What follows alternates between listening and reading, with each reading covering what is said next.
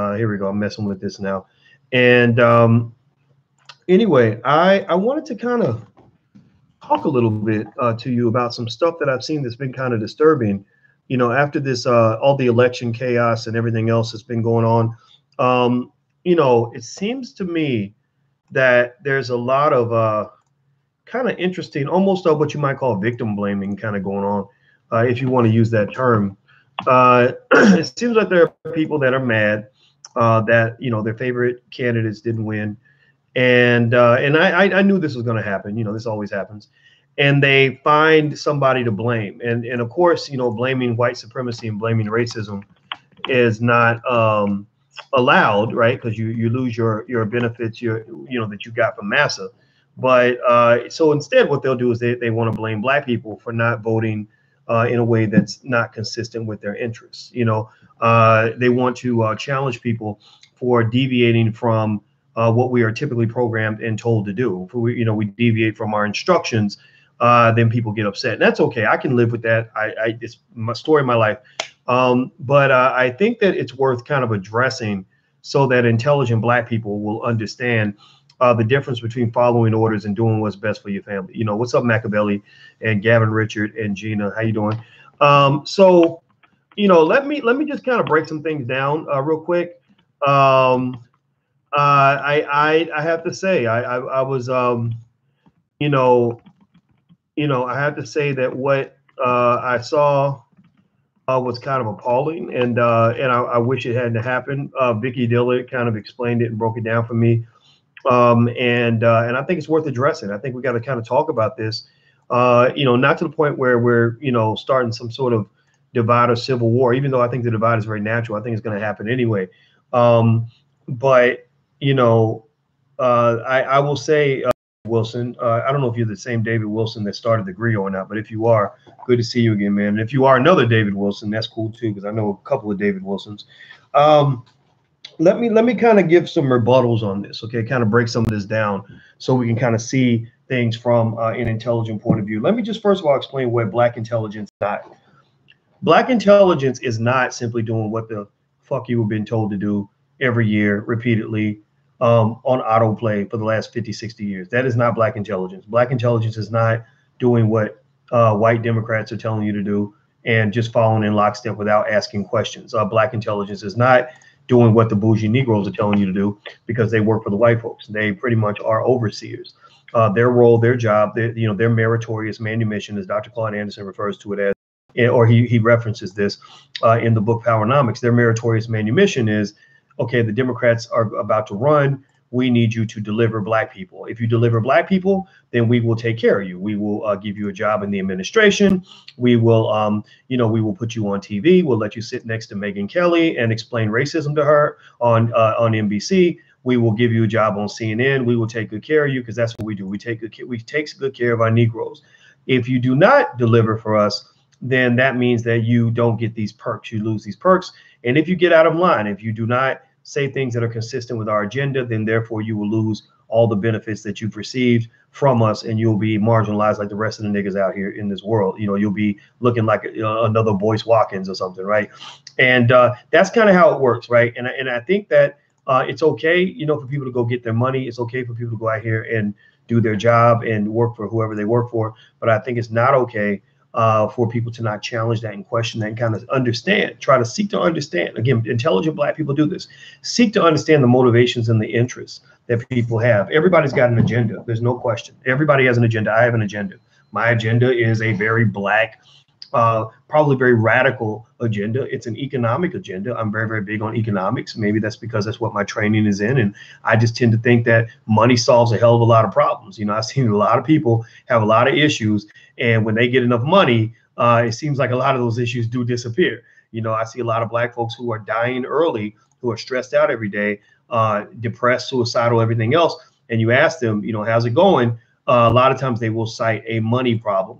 So my theory has always been very basic. My theory has been that if you solve the financial problem, you solve at least probably 70% of the problems.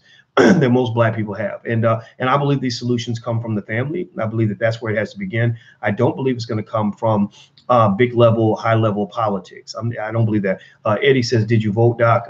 I believe in voting in local elections, but I don't do national elections. I do not tell people not to vote. That's another thing I want to make very, very clear. I've never, ever once, go find, please, if you believe, if somebody ever says to you, because this is what they do, they, another dirty political trick people like to play is if somebody challenges the apple cart, somebody upsets what they're doing, then what they'll do is they'll discredit the person by making something up and spreading a lie.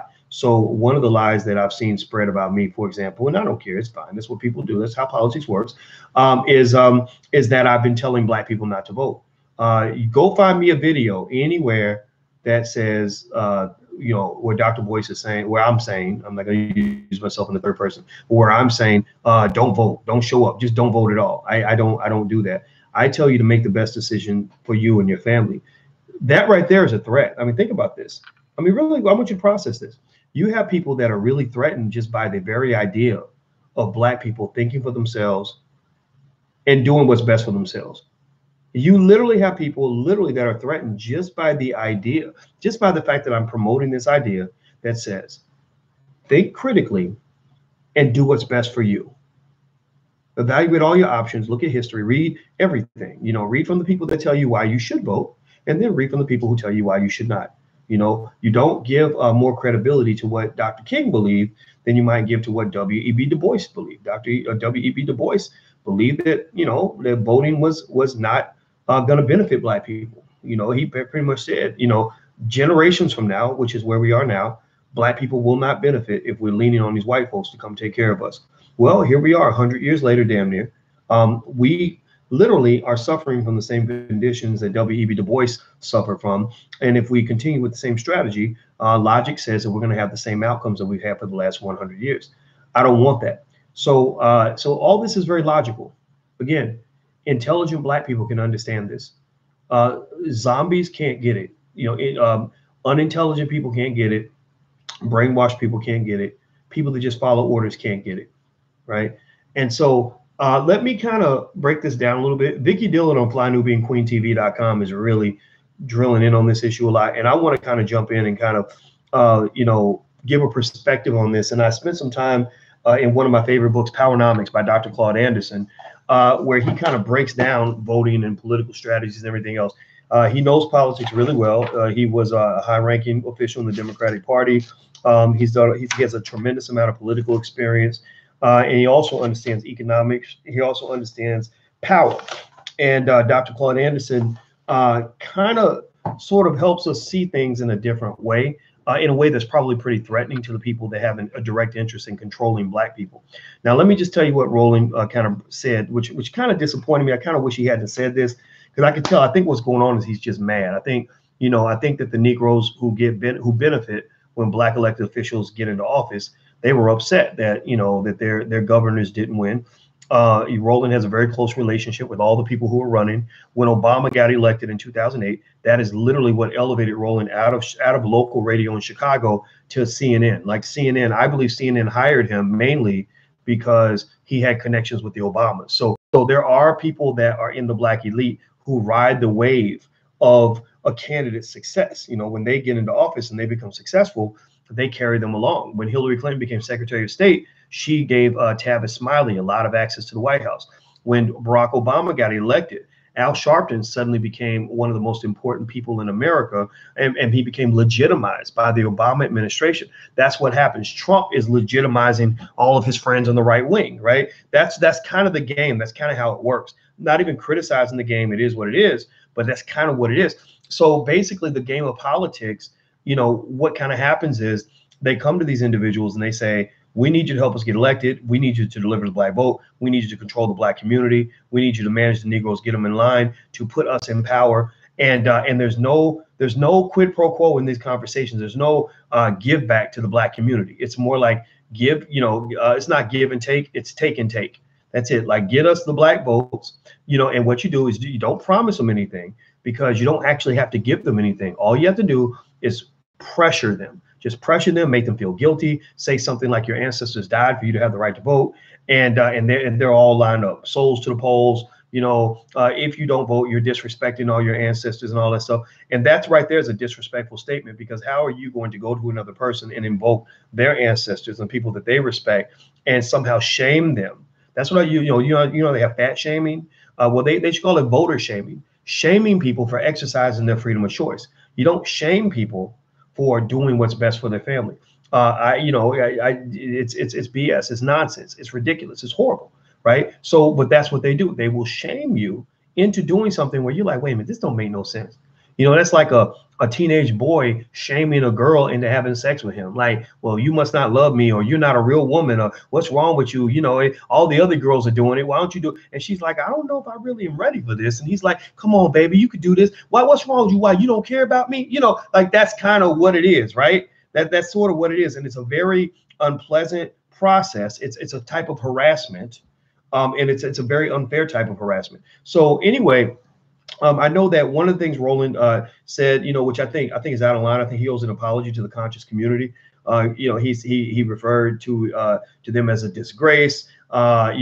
Fake Malcolm X's, fake conscious people, things like that. Now maybe what he's talking about is specific people. Maybe he's talking specifically about Tariq Nasheed, specifically about somebody like me or whatever. But I kind of think that that there were a lot of people who were offended by the statement of this institutionalized black man, kind of disrespecting black people who have the courage to detach and to form independent alliances that can actually challenge and confront white supremacy.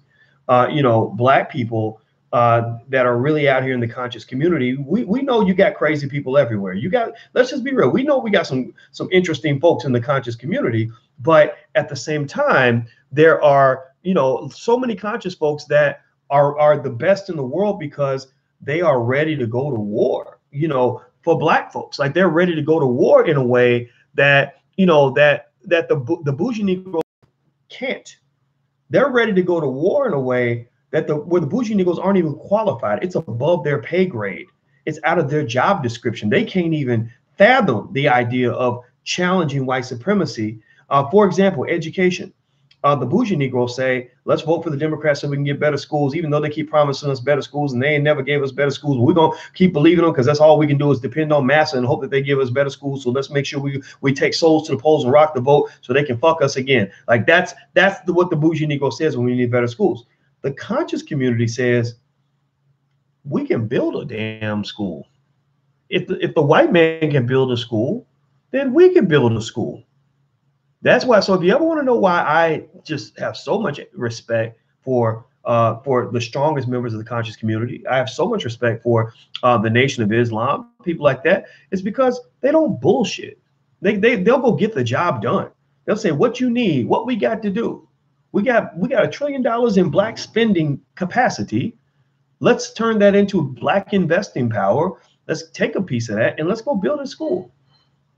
And that right there, if you can't see that as a clear solution compared to the nonsense, I can't help you. Intelligent black people understand this, that building a school that educates your kids is more effective than giving power repeatedly to white Democrats or Republicans, whoever you vote for, who are delivering nothing for you, who are giving your children garbage schools every election.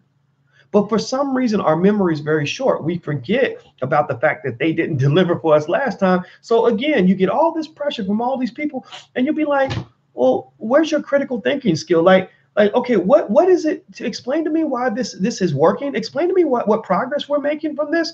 And they can't really explain to you. All they can do is say, it's a disgrace to your ancestors because your ancestors died for you to have the right to vote.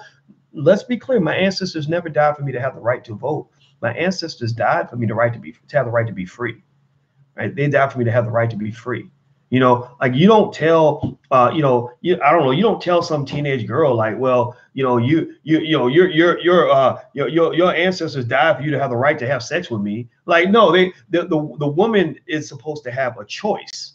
A choice means that if she likes you, she can have sex with you. But if she don't like you, she ain't got to do shit for you. If you're not respecting her, she ain't got to give you nothing.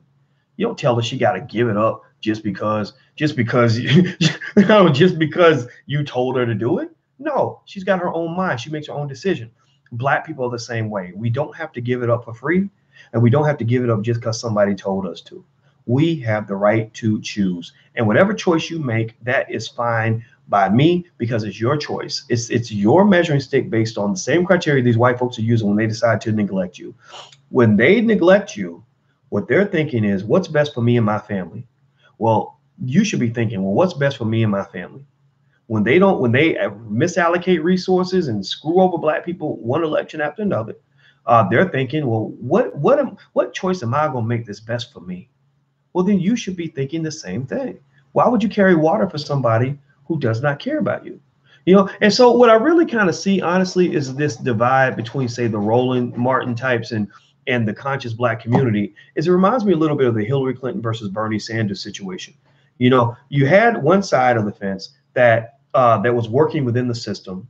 You had one side of the fence that benefited from the existing system, and then you had the other side that questioned that system, that were saying this system is broken.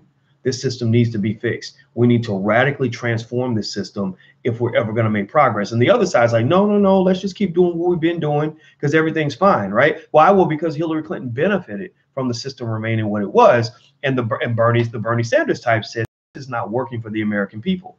So what the Clinton side did in the Democratic nomination, which is part of the reason Trump's in office right now, this is the biggest reason Trump's in office right now, is they just suppressed the Bernie Sanders side rather than simply comparing or going into the battle of ideas, which they could not win because it's easy to prove that something hasn't been working. It's easy to look at the receipts and say, okay, you did this in 96, didn't work. Did this in 2000, didn't work. Did this in 2004, didn't work. Did this in 2008, didn't work, right? It's easy to do that, right? So rather than engaging in open battle of ideas, the Hillary Clinton side said, we're going to suppress and undermine the ability of the Bernie Sanders people to even have a voice. So they shut that shit down, right? And everything eventually comes to light. So Bernie Sanders doesn't get the nomination, which he deserves. He could have beat Trump. People are disgruntled and pissed off. So they evacuated the building. They stepped out of the electoral process. And then Donald Trump gets into office. And so here's what happens. So what they do is they turn around to the people who were harmed by Hillary's dirty actions. And they say, he got into office because you didn't vote, because you didn't show up. No, Trump didn't get into office because they didn't vote. Trump didn't get into office because you were corrupt and you forced good people to leave the system. You forced good people to make a horrible choice. You put them in that position. You screwed up so badly. You should have let Bernie Sanders run, and Bernie Sanders could have beat Trump. But because you undermined Bernie Sanders, Trump got into office because Hillary Clinton couldn't beat him, right? So what I would say to anybody who looks at black people like me, who simply tell black people, make the choice that's best for you. Don't blame me for introducing black people to freedom of choice. Don't get mad at me because I'm simply promoting freedom of expression. Don't get mad at me because I'm telling black folks that you have the right to choose and that your voice matters and that you can do whatever the hell you want to do. Don't get mad at me for giving them options. Get mad at yourself for not providing an option that makes sense to them. Get mad at yourself for not delivering for these people over and over again to the point where they said, man, I just would rather stay home than go out and vote because it don't seem to make any difference. If you had done your damn job, then all of these motherfuckers would have won in their elections.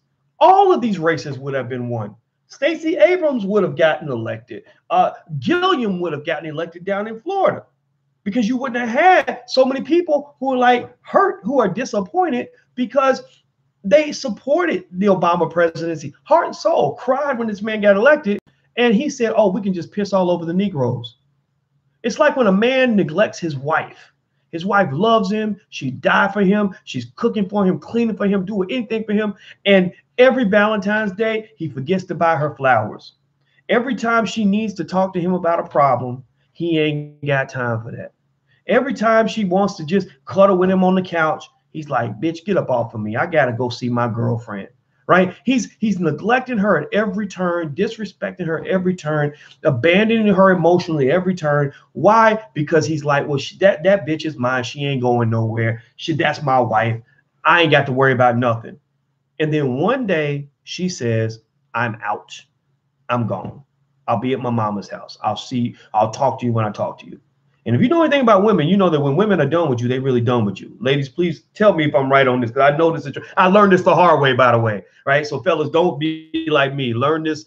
Don't learn this the hard way. But I've learned that, right? I learned that when I was very young. You know, when they're done, they're done. And so so what he does is, if he's an abusive man who's taking her for granted, he'll say, well, why are you doing this? The family's not together because of you. The children aren't getting dressed and prepared for school because of you. The kids are unhappy because of you. Our family fell apart because of you, because you're not showing up. You're not coming around. You're not helping anymore. And she's looking at you like, no, actually, you're trying to blame me for the division in this family, when the reality is that if you had done your damn job and treated me with some respect, I would not have had to leave the family. I would not have had to walk away. So Black people are the abused spouse. Not everybody, but a lot of Black folks are just like, I'm done. I'm done. You done neglected me. I gave you my love. I gave you my heart, my soul. I gave you everything. And you neglected me on a continuous basis. And now I'm going to be staying at my mother's house. And you might get me back. You might not. I don't know. You probably won't, because I don't even trust you anymore, because you done lied to me so many times, because you knew that no matter how many times you lied, I would be there, because you didn't think I had nowhere to go. Well, I think people do have somewhere to go. I know I got somewhere to go. I'm not going to keep on doing the same damn thing and getting the same stupid result and then sitting around here frustrated. Why do you think Black people are so depressed? The reason Black people are depressed is because you don't feel like you can change your condition. You're doing the same thing, and they're trying to get you excited about something that is hard to get excited about. It's seriously like, oh, well, the way we're going to make our community better is we all going to go out and vote for so-and-so, for who's the latest Negro to run for office, who's going to neglect you and ignore you like everybody else. Right? Like literally, no, here's Negro number 88. He's better than Negro number 87 who neglect. This is going to be different this time, y'all. I promise. Can't nobody get excited about that. Again, intelligent Black people will understand where I'm coming from, even if you do not agree. I'm not telling you to agree. This is all about freedom of choice, freedom of expression. So I don't try to control people's thinking. I don't do what they do. But at the end of the day, it's like, man, get real. Come on now. At what point is somebody going to present a damn solution? Why the hell are we living in a hamster wheel and running in the same spot and not going nowhere? Let me break this down. Do this. If you're on YouTube, take a second. Please stop right now. Hit the thumbs up button, please. If you're on Facebook, please hit the thumbs up button and the share button or the like button. Just something that'll share the video. I want Black people to have freedom of choice. I want to promote intelligence in the Black community. I want us to be the smartest community on earth in a generation or two, and I believe we can do that. It starts with us, and it starts with our children. It starts with our choices. Let me say this, and I said this earlier today. I'm going to say it again. Here's one simple fact. You know, while everybody was talking about the election and who's going to win and all that, even though, you know, Stacey Abrams being elected ain't really going to change your life that much. It'll make you feel good, though. It makes me feel the way I feel when, like, you know, the Ohio State Buckeyes won the national championship. Like, I was really excited, but it wasn't like it really had an impact on my life. So here's the thing. I proposed this. I made it clear. I said, if our stock market investment participation rate was the same as our voter participation rate, a big chunk of the wealth gap would disappear in one generation. Do you know that? Do you know that let's say I had lived 50 years earlier, let's say Boyce had been born in the 1940s, and I was preaching this on a mass scale in the 1940s, and I got, you know, say 1 million Black people back then to start investing in the stock market. Do you know that we would have trillions of dollars in additional wealth that we do not have right now? There will be some of you on this video right now who would not have to work, who would have strong, vibrant businesses, because in the 1940s and 1950s, your grandparents started investing on your behalf. So literally, if we invested as much as we vote, then that would literally do more to shrink the wealth gap than any politician ever could. There is no politician in the Democrat or Republican parties who will shrink the wealth gap more than 1% in their whole lifetime. Most of them are actually going to increase the gap. But literally, and so I ain't got to be elected to office to push forward with this initiative. I ain't got to be president of the United States, governor of shit. I ain't got to go kiss the ass of a Jewish super PAC or some other organization to run for office and present myself as the golden Negro who's loved by everybody and non-threatening and shit. I ain't got to do none of that. I ain't got to run for nothing except for the president of Dr. Boyce TV on YouTube. And as president of Dr. Boyce TV on YouTube right now, I'm telling you, your fate is in your hands. It's not in the hands of these politicians. So I need you to do this for me right now. If you, at least in your household, make the stock market participation rate equal to the voter participation rate, where you're investing at least as much money as you spend on fast food and Jordans and going out to the club and going out to, if you do that for a generation, that will shrink, that will eliminate the wealth gap in your family. That will eliminate the wealth gap in your family. What do I mean by that? That means not only will there not be much of a gap between you and white folks, if there is a gap, it's going to be a reverse gap. You will have more wealth than the average white person, because even the average white person ain't really participating in investing like that. That's a solution. That's called a solution. I'm sorry, you know, the people who are trained to work for other people, they don't understand stuff like that. They I think that their brains are wired into the system to the point where they believe that all solutions must come from the system. I believe all solutions must come from the family. I believe that there are choices your family can make right now. And God bless those who fought for our freedom to this point. God bless those who fought to get us out of slavery. God bless those who fought to give us the right to make our own decisions when it comes to things like what we do with our assets, what we do with our time, what we do with our money. And I'm gonna tell you, the next step is to move away from fuck the civil rights movement. I'm sorry, let's fuck civil rights and move towards silver rights. Fuck civil rights, move towards silver rights. If you get those silver rights straight, Dr. King was talking about this right before he died. When he started talking about money, that's when they shot his ass. That's when he got killed. Dr. King got killed when he started talking about it, because they said, oh no, he's figured it out. This Negro done figured out what this is really all about. So now he got to die, right? So I'm telling you right now, if you deal with the silver rights, the civil rights will follow.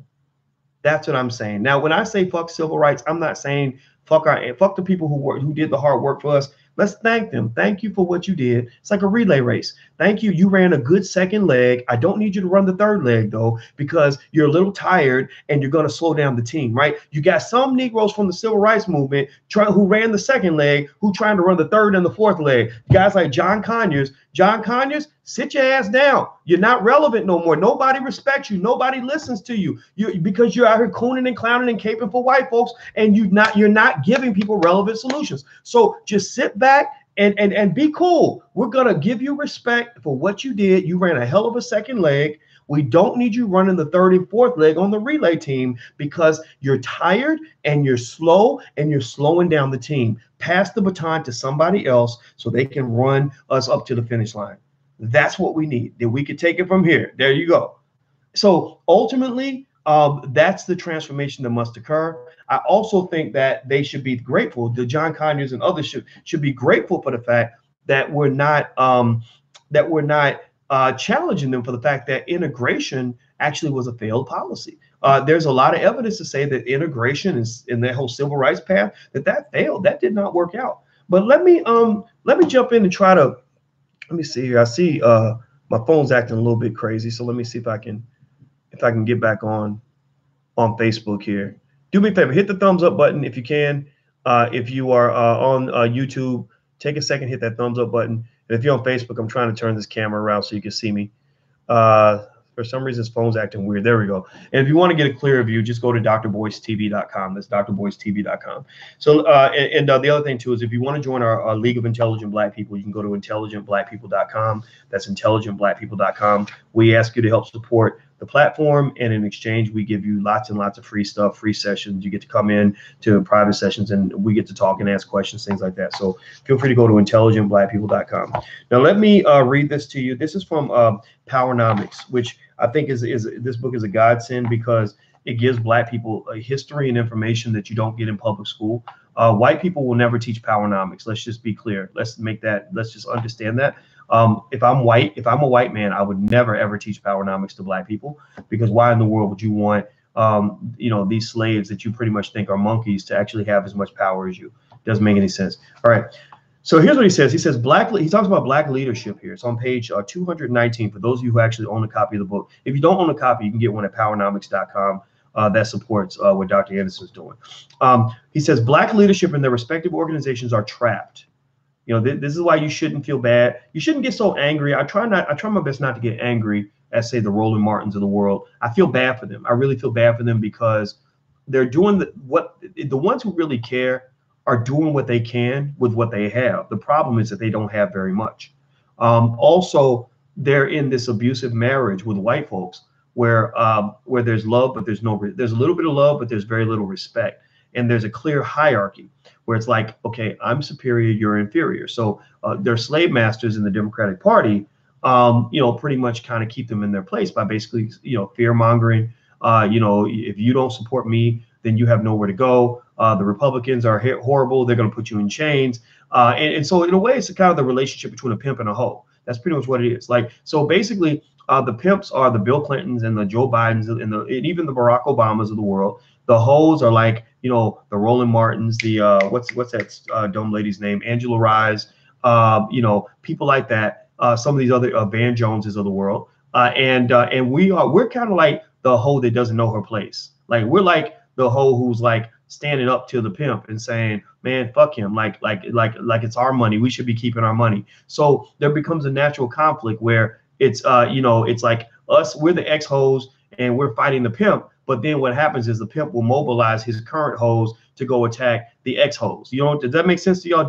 Are you feeling what I'm saying? Do you understand what I'm talking about? How he'll literally talk to the women that work for him and say, go get that bitch, go kick her ass, right? And that's kind of what's happening. That's why a lot of times, pay attention, listen to me, intelligent black people will understand what I'm saying here.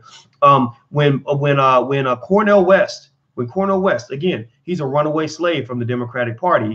He's in the pimp analogy, he's like the hooker that chose not to be a hooker anymore. Right now, she wants to be free. And basically, what did he do? He challenged Barack Obama and said, what are you doing for black people? Barack did not respond directly to Cornel West. Barack barely even said his name in public. What he did was the Democratic Party, the people that work for him, they aligned the prostitutes that were on their side and got them to attack Cornel West. So what they did was they took Melissa Harris Perry. She's another one that works for the Democrats. They took her, put her on a big platform, and basically got her to write this really horrible, nasty article discrediting Cornel West, not debating him, because she couldn't win the debate. She couldn't win based on facts and based on logic and based on what actually works and solutions. It's easier to win a fight dirty by discrediting than it is to actually confront somebody with facts. So basically, that's what they paid her to do. And then I hate saying this, it really hurt my heart, but they did the same thing with Michael Eric Dyson. They used him to attack Cornel West, used Al Sharpton to attack Cornel West. That's kind of how the battle gets fought. And what is interesting though is that those of us who broken away from the plantation, who are coming back and attacking Massa with the pitchfork, you have to decide, how are you going to deal with the slaves who are just too afraid to challenge the master? Because they understand where you're coming from. They get where you're coming from. I believe that a Roland Martin, I believe he understands everything that's coming out of my mouth. He gets all of it. The thing is, though, in their mind, they believe that it's a futile strategy to try to fight against the oppressor. They believe that the oppressor can't be beat. They believe that, that if you are a field slave, you will never be as comfortable as the slave who's in the house. The slave who's in the house is being disrespected and everything else. But they're like, look, at least I'm in the house. I don't want to be out in the field. Right. So ultimately, that becomes kind of a conflict between us. But I don't really think it has to be that way.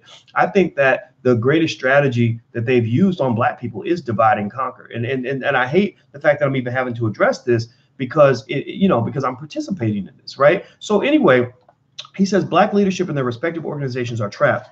They have painted themselves into a corner of civil rights and integration. So they've sort of, that's become their bucket of chicken and watermelon and Kool-Aid is civil rights and integration. They have been the hewer of wood and drawer of water, meaning they're carrying water for every aggrieved group for so long that they cannot change roles. So they've been caping for immigration. They've been caping for feminism. They've been caping for all these other issues that the Democrats believe in more than they believe in black people, to the point where they can't even get to the black agenda. Though others have practiced the politics of gender, ethnicity, culture, class, and language, black leadership is prohibited from practicing the politics of race, because nearly all the members of the other groups are classified as white.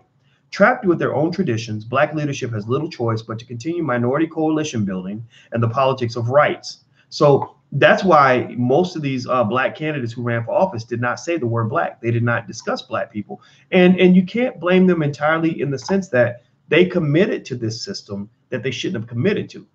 For example, if Barack Obama really wanted to do something good for black people, he should have went out, raised, $1 million, $2 million, and created some sort of independent organization that could unapologetically advocate for black people. But instead, we like the big shiny objects. We like the big position, like, okay, if I'm president of the United States, I get lots of props and alleged power that I can't get if I'm running a little $2 million organization. But the difference is that there are people who run organizations that are funded with $100,000 a year that have done more for the black community than Barack Obama did by being president of the United States. And that's a damn shame, but that's kind of what happens.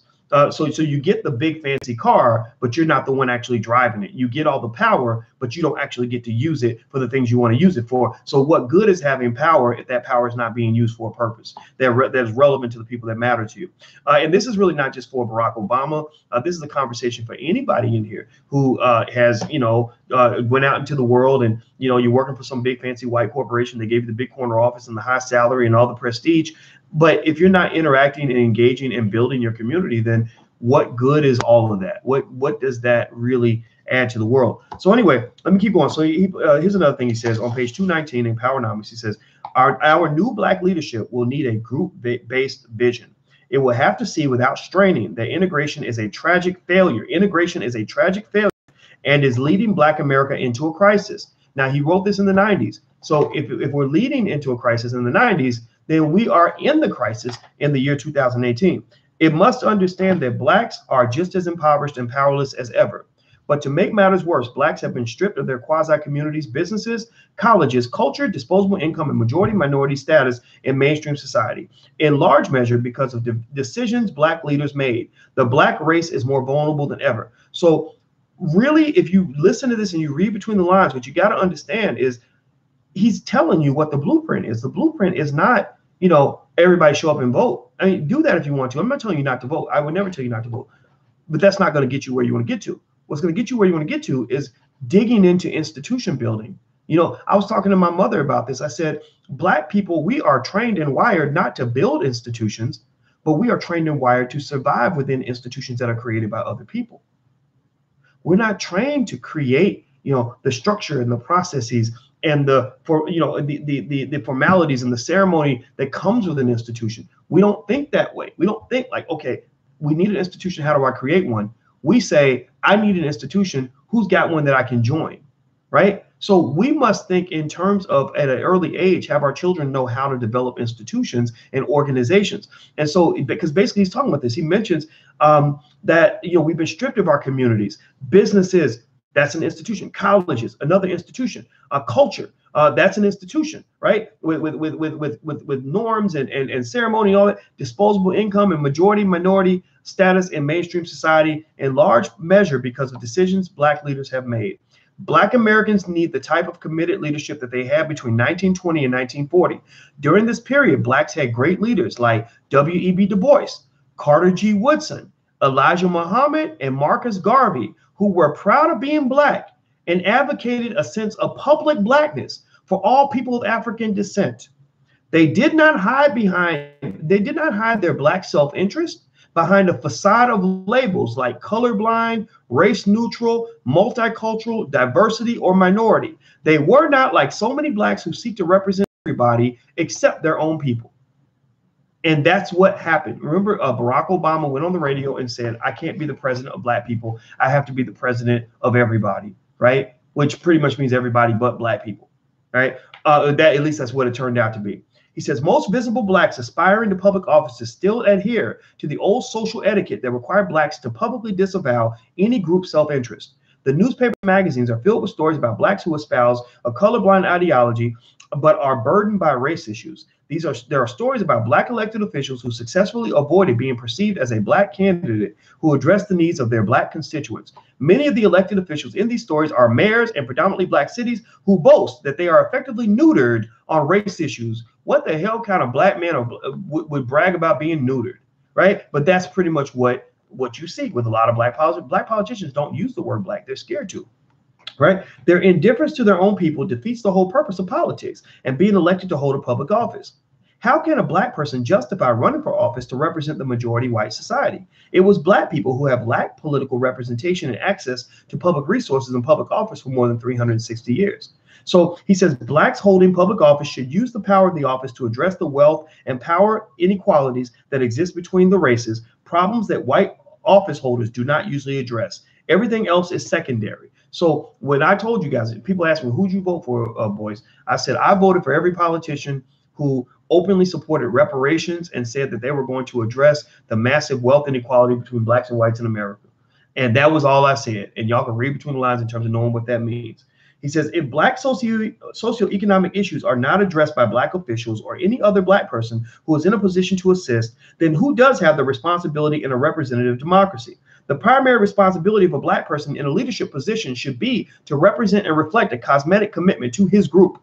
Otherwise, the only benefit black voters can gain from electing a black person to office is simply the emotional thrill of having a person with black skin hold public office. That's all it is. It's all about the thrill. You get those damn political orgasms where you get excited because you see a black person in office, and that's it. You get as much, you benefit from that as much as I benefit when I get excited when my Ohio State Buckeyes won the national championship.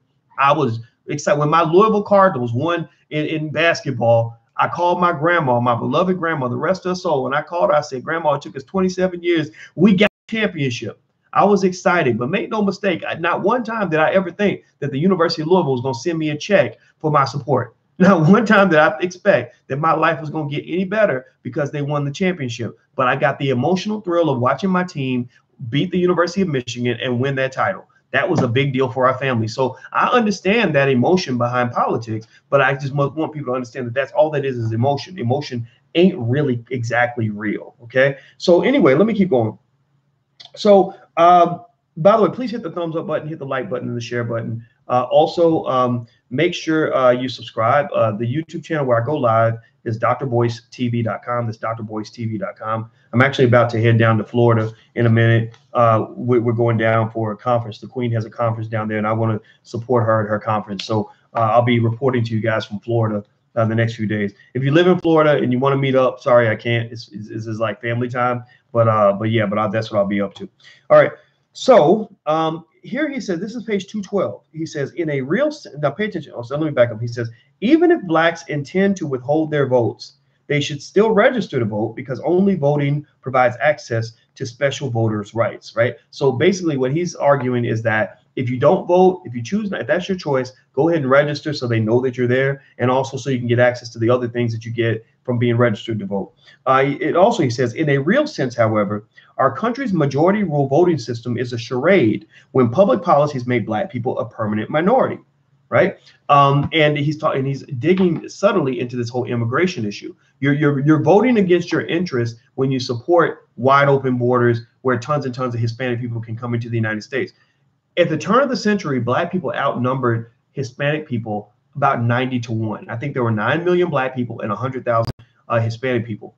Now we're outnumbered by them, right? Now it doesn't make them bad people, but again, there's not a quid pro quo between black people and the Latino community. They're not really, if they really care, they'd be fighting alongside you, fighting for reparations solely for the descendants of slaves. But many of the Hispanics that come to the country are not brown people like you. They are white people. They're white people who speak Spanish, right? That's very different from a black Latino person or whatever who has gone through oppression like you have.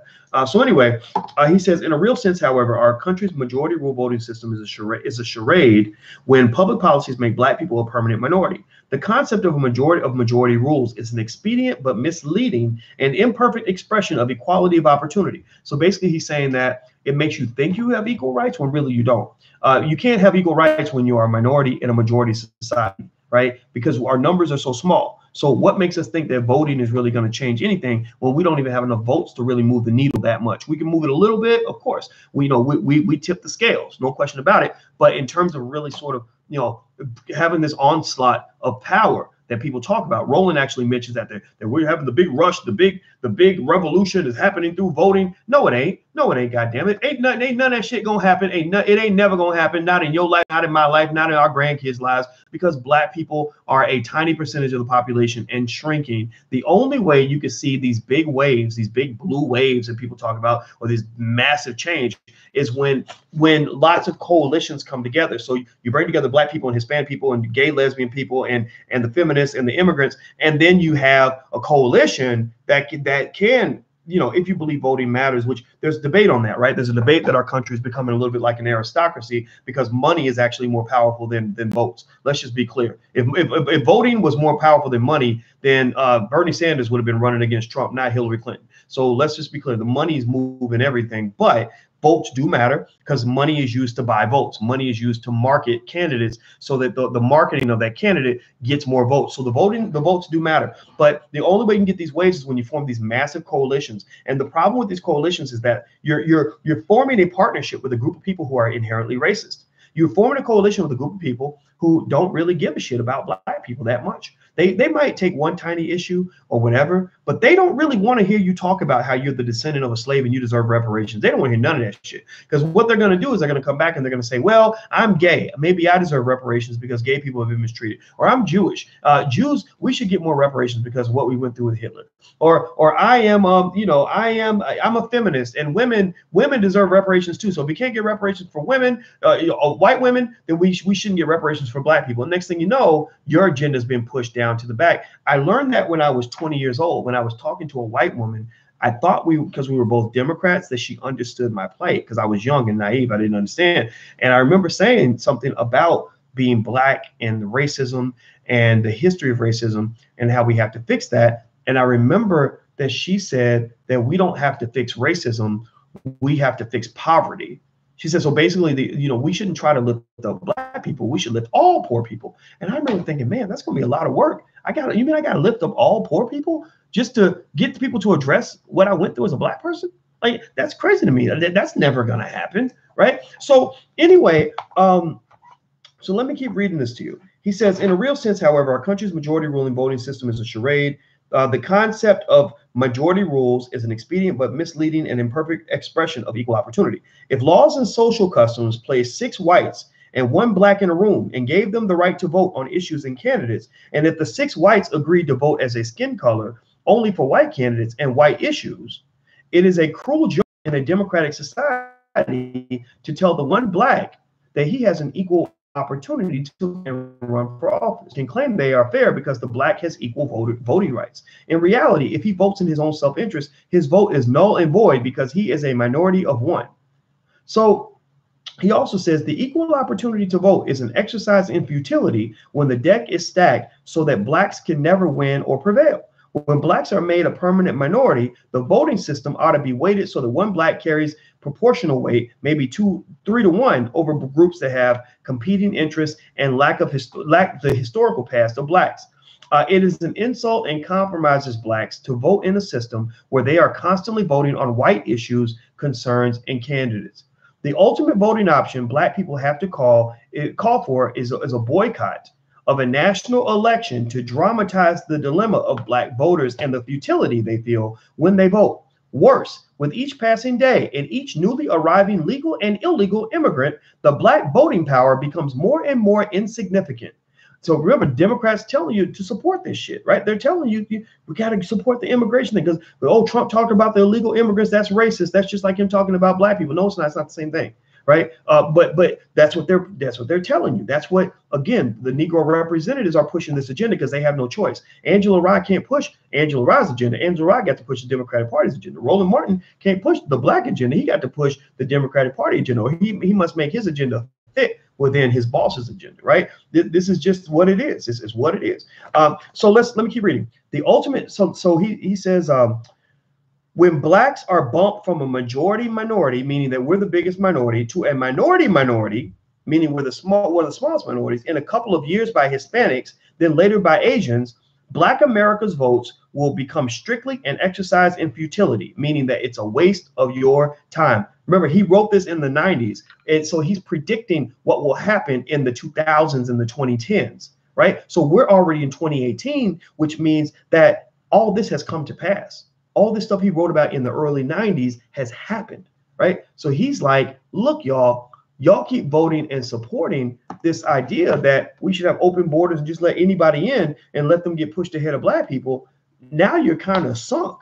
Now your vote, according to Dr. Anderson, is an exercise in futility. Yes, Everett, I'm on page 213. Let me keep going. He says, Blacks' best hope is to act today, which is 25 years ago, to dramatize their plight. So he was saying 25 years ago that if we boycotted an election, if we told Bill Clinton, like, no, we're not going to vote for you because you're screwing us. If you want our vote, you're going to have to change some policies and make sure you keep us on the radar. He says, Blacks' best hope is to act today to dramatize their plight in hopes of changing the immigration laws or weighting their votes. Otherwise, Black Americans can soon forget about voting. A dramatized boycott of a national election. See, this is where he's talking about that taboo topic called voter abstinence, which many political science experts actually say can be a very viable strategy. It doesn't, when people say stuff like, well, if you don't vote, you don't count, your ancestors died, you have the right to vote. That shows that they really haven't studied the power of voter abstinence and how that actually can be used as a strategy. Even congressmen, people in Congress use abstinence as a way to make a point when they don't feel that their vote, when they feel that their vote is futile. Sometimes they'll just withdraw and they'll make it clear why they're withdrawing. So a dramatized boycott of a national election could call attention to the fact that Blacks may be legally able to vote, but the political candidates and parties are not willing to address the issues and injustices committed against Black people. And worse, their votes are used as a swing vote to help one political party or the other win in office, but never in exchange for benefits for the race. Once the election is over, they are again forgotten, then trotted out for the next close election. An electoral boycott would communicate to Blacks and whites throughout the United States that Blacks will not play a game in which they can neither win nor benefit. It would communicate to international circles that America is the cradle of democracy for everybody but Black people. So again, I told you guys, my policy is I don't tell people to vote or not to vote, but my point is to say that there are lots of smart people, very smart people, who say, sitting out, sometimes is actually the most powerful thing you can do when it comes to voting. When the Democrats see Black folks didn't show up, they're like, oh, well, how do we get them back, right? If the wife says, you know what, I've been committed to this family and you've been disrespecting me and mistreating me, and she says, I'm gonna sit out, then that in many cases will wake the husband up and say, oh, whoa, wait, she's serious. Maybe I need to change my behavior. When there's a contract dispute in the NFL and the team takes a player for granted, the player will sit out and say, I'm not coming to training camp until I get a new contract. Well, suddenly all the things, all the obstacles, all the barriers that kept them from getting the deal done, suddenly those barriers get moved out of the way because now they know you're serious. You see, the reason Black people don't get respected is because they know you ain't serious. They know that you will bully each other into the ground to maintain your loyalty to somebody who has no loyalty to you whatsoever.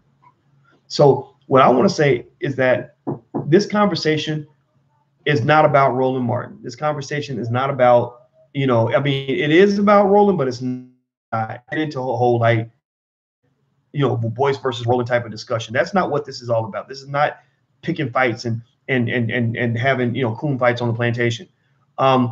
Because Roland and I go way back. We go way back to 2006, and we've been sketchy since 2006 when we met each other. Me, him, and Wendy Williams were on CNN together, and from that very day, I remember thinking, me and this guy ain't really going to jail. He talks a lot. He thinks a lot of himself, and I'm not really into that. That's not my thing. But at the same time, I think that he adds value. I think he's one of the few legitimate journalists we have in the community. But he has a blind spot. His blind spot is the ambition he has to be accepted into the white institutional establishment. His blind spot is he's mad. I think he wants that job on CNN. He needs that legitimacy he had when he had that news show on TV1. And that showed when you saw him buck dancing with Hillary Clinton. Y'all saw that where he's showing her how to do the wobble and all that. It showed when he was talking to Megyn Kelly and trying to win her good graces in hopes that maybe NBC would consider him for an important role. And there are other ways that it shows, but I'm not going to go into that too much. What I'm going to say is that, you know, it's fine for him to have the position he has. If you want to encourage Black people to vote, do that. That's fine. Encourage them, but do not pressure them. Let them make their own decision. Also, encourage them, but do not guilt trip them by bringing up their ancestors. Fuck you if you're going to bring in my dead grandma to make me do something that I know my grandma would not want me to do. Stop that. Just quit it. Quit it. Quit with the emotional baiting. That's not cool. That's manipulative. That's abusive. That's disrespectful. Right? Ask them and invite them to vote, but don't tell them if you don't vote, you don't count. Express your point of view, but don't disrespect the whole conscious community and say, oh, fake Malcolm X's and you're a disgrace and all that. What? Because your Black candidate didn't get elected or whatever, and people did what was best for themselves and they playing the game like white folks are playing with us? No, it's not their fault. You can't blame people for that. They're making rational decisions. So at the end of the day, that's my whole position on it. I already know it's probably going to upset the apple cart a little bit. Some people are going to be upset about what I have to say, but this needs to be said, because no matter what anybody says, you know, no matter what anybody says, one thing we can all agree on is that the strategy we've been using to this point has not worked. So anybody who's telling you to do what has already been done already over and over and over again, you're already messing up right there. You already fucked up. Like you know you done fucked up, don't you? Right? Because you know you're repeating the same thing that so and so said 10 years ago, right? You know you're asking people in 2018 to do exactly what we did in 2008, and then to do exactly what we did in 1998, and to do exactly what we did in 1988, to do exactly what we did in 1978. You do know that that's a tradition that we need to break. You do know that that's a cycle that needs to be broken, right? Given that the cycles need to be broken, I need to hear new solutions. And so if you want to know what my solutions are start with your family. You have a greater impact on your family than you can have on any of these national elections. Doesn't mean you don't participate. Go participate. If you want to vote and you feel it in your heart, then go do it. Don't shame anybody who chooses not to. But at the end of the day, what's going to change your condition as a Black person in America and around the world is what you do with your life and what you do with your family. I laid these principles out. I'm not going to send you guys away without giving you something. And I know I got to go because we're about to head out on this trip. So let me read some things to you. I talked to a Black person who was born in poverty like I was. I was born in the projects. My mother was 17 years old, and she was also born poor. She was very poor as a kid. Some things that we agreed on that have allowed us to have a different life, a different outcome than that's better than even most of our white friends is this. Number one, invest your money. Don't just spend it. When you get a dollar, either try to keep some of that dollar. Is either save it first and then invest it again so your money will grow. Number two, have your kids reading and doing math on a regular basis. The Asians get ahead without voting very much because education is paramount in their household. They don't mess around. They are as serious about education as we are about sports. We need to be less serious about the other stuff and more serious about education. If you see a Black baby who can dribble a basketball but can't read, that's a disgrace. That is a disgrace to our ancestors. If you want to know what's a disgrace to our ancestors, is when we got all these little motherfuckers out here that can dribble basketballs, dunk basketballs, throw footballs, and entertain white folks on TV, but can't read a damn book. That's a disgrace to the ancestors. That's the disgrace, not missing the election. Who gives a damn? I mean, seriously, let me keep going. Number three, learn how to buy a home instead of rent. Every child, when they're young, should be taught how to buy and not just rent their whole life. We got too many Negroes paying rent. And if you wonder why you're broke, but you're paying rent, it's because you're giving away hundreds of thousands of dollars to your landlord. Number four, don't go more when it comes to college debt. Be careful with college debt. Don't go more than $20,000 in college debt, because if you do, there's a good chance you'll never get out of it. If you die in debt, then you will not be closing the Black wealth gap. You'll be expanding the gap, because gaps don't get closed when you die in debt. Gaps only get closed when you die with wealth. That means that also when you die, you got life insurance in place, maybe a will. You can do these things in a couple of hours to make sure that your family is sitting up here in the church begging for money so they can bury you because you thought you were never going to die. Number 5, learn how to start a business. Have your kids learn how to start a business at an early age in case they can't get the job that they want. Even college graduates don't have a trade and they can't start a business. So what that means is that they are heavily dependent upon a white supremacist system to survive in this country, which pretty much puts you on the chopping block right there. You have literally served yourself up to massa and put yourself at his mercy as to whether or not you will be able to feed your family and survive. And I'm gonna tell you, there's no point in time in the Trump administration that I've seen. Now, y'all talk all day about Trump being racist. Now, I don't know if the man's racist. I don't even know this dude. I don't care nothing about this guy. But I've not seen any legislation in the Trump administration that all their racism they have. I have not seen anything where Trump has signed an executive order saying black people are not allowed to invest. I've not seen a Trump administration executive order saying any Negroes caught teaching their babies how to read are going to get 40 lashes and sent to prison. I ain't seen a Trump executive order like that. You want to scare me with racism? You want to scare me with Trump racism? Because I ain't scared of this son of a bitch. You want to scare me with Trump racism, though? Here's how you can scare me. Show me a Trump executive order that says that black people are not allowed to start businesses under penalty of death, right? Show me Trump executive orders that say black people are not allowed to even try to buy a home. If they try to buy a home, we're going to kill them on the spot. That would make me nervous. That would have me on red alert. That would have me like saying, oh, okay, we got to get souls to the polls, y'all. We got to rock the vote. We got to vote this man out. That's what would scare me. But him saying that he doesn't like the immigrant caravan, I don't give a fuck. I'm not in the caravan. I ain't got no friends in the caravan. No, I mean, God bless them. I hope that they're okay, right? But, you know, you got a country. You got your own. Let's put together a caravan. Let's get our black asses together for a caravan, and let's try to I don't know, let's try to walk into China. Like, let's try to go into China with our caravan and see how much sympathy they have with us trying to go into China with a caravan and talk about how desperate we are to get. I mean, I'm not disrespecting it. I'm not. I'm just like, why is this top on my radar screen when 47 people got shot in Chicago last night, and I'm supposed to be worried about a caravan that's 2,000, 3,000 miles away? They ain't got shit to do with me. That's where you can miss me with that shit. I'm not that guy. I can't do it. I just can't do it. It's so stupid. It makes no sense to me. So anyway, that's it. That's my point. You can fix your life. You have the right and the ability and the freedom. This is what you thank your ancestors for. And this is how you show respect to your ancestors. You thank your ancestors, no matter what their strategy was. You say, thank you for giving me the freedom to make decisions about how much education I want to have, how much education I want to give my children, what I can do with my money, what I can do with my life. Thank them for giving you that freedom, because there was a time when black people couldn't buy real estate. Those times are gone. There was a time when black people couldn't teach each other how to read and write. Those times are gone. There was a time when black people couldn't start businesses. Those times are gone. So I say we take the freedom that we have and we maximize that, and then we see where we're at that point. And I guarantee you that if you maximize that first layer of freedom, you'll find yourself having the ability to control the political process, because Dr. Claude Anderson breaks down very clearly the logical idea that it's the economics that drives all this anyway. This isn't even from Dr. Anderson. This Michael Moore, everybody explains it this way, that it's the money that drives the politics anyway. So if you control the money, you control the people. You control the money, you can control the politics, you can control the judges, you can control the cops, you can control the media, you can control the education. So control your money, black people.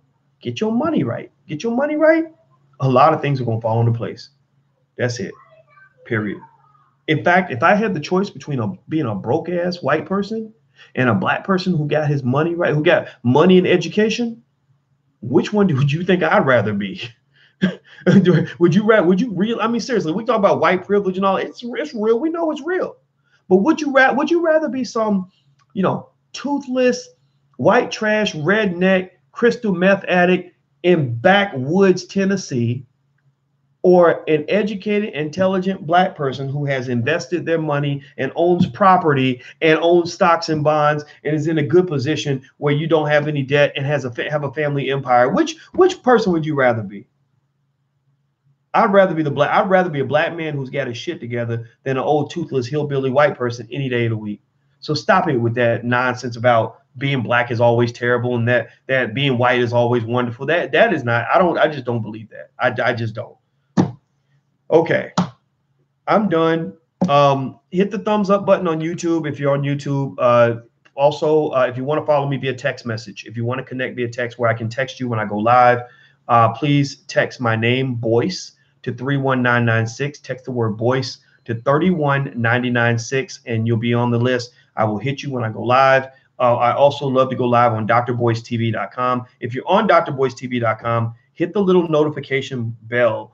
And then the bell will also go off when I'm live. Sometimes YouTube tells you when I'm live, sometimes they don't. That's why it's good to also subscribe via text just as a backup.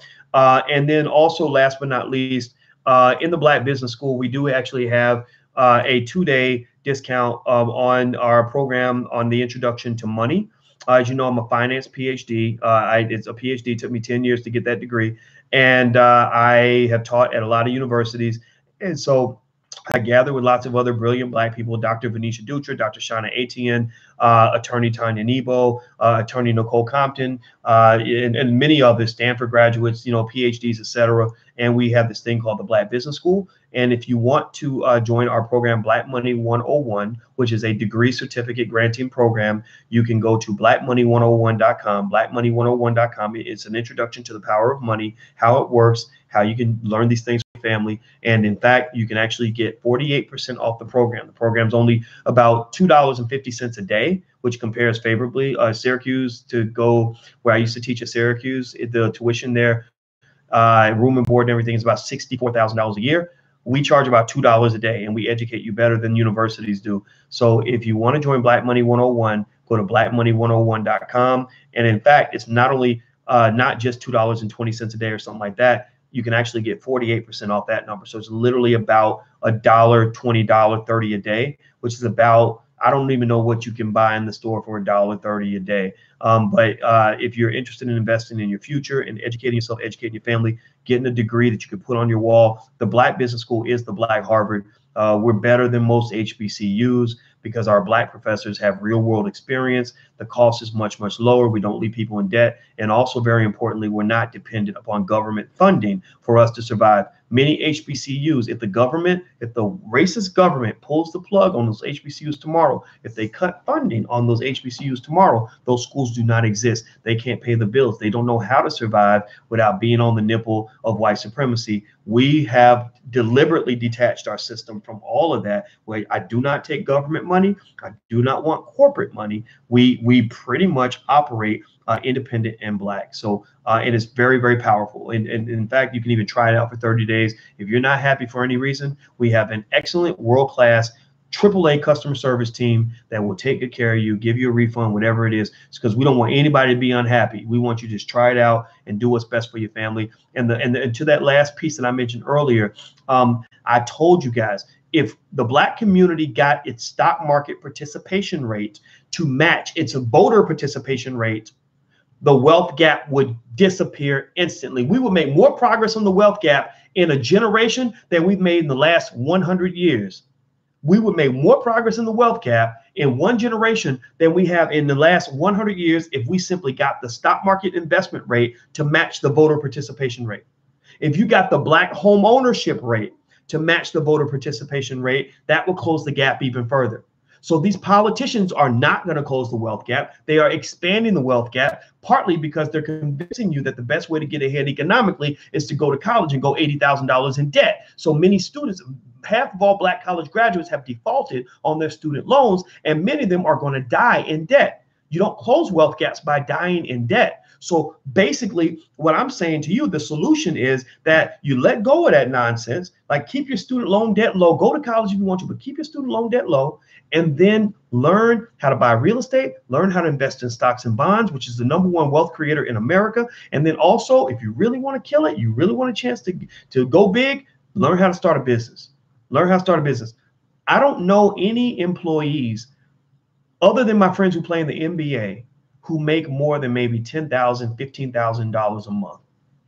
But I know several entrepreneurs who make $100,000 to $200,000 a month. So that's it. I'm done. BlackMoney101.com. Feel free to check it out. BlackMoney101.com. If you want to get the discount, use the code Dr. Boyce TV.